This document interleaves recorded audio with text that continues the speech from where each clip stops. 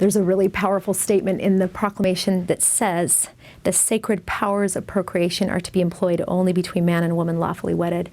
And of all the things that I think I have studied, when we look at the effects of the sexual revolution in particular, which was a movement that happened in the late 60s and 1970s that said, I have a right to use my sexuality in the ways that I want to without regard to a responsibility for another person. Essentially it was that. Then the fallout from that has been so devastating. It's the reason we've had a dramatic increase in out-of-wedlock childbearing. It's the reason we've had an increase in rapes on campus and the challenges that people experience with sexual exploitation, the sexualization of women.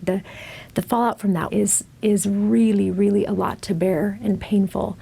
So when we think about how merciful God is, when he gives that instruction that these sacred powers that we don't fear, that are a gift, that our sexuality is part of our mortality, it's part of the being human, it's a gift of being human, and that using it in the ways that he has taught us to use it is the way to ensure the safety and peace and protection for ourselves and for others that we really desire. So there's just so much evidence. One author that I appreciate, and it's painful, but he'll talk about the languishing of a generation of men because of the pervasive availability of sex. He'll call it cheap sex. It's a difficult title.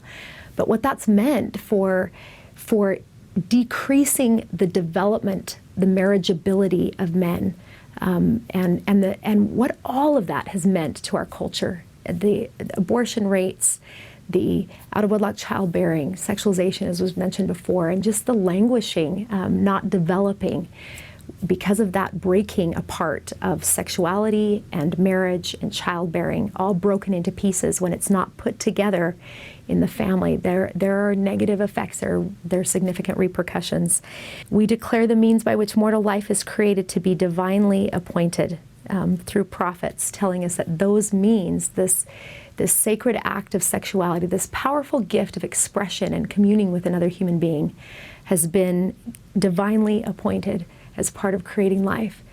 And what it means to a child to know that an act of love brought into being their existence, that they are part of that union, that expression of love is very significant. And it's why it's painful, right, when that is not, it was not an act of love that created life, and intentionality can be painful for the fruit of that love. But when it's brought into marriage, husband and wife, loving one another, sexual expression as a powerful way of communing with one another, of expressing love to one another, and life coming from that, there is a path to beautiful joy.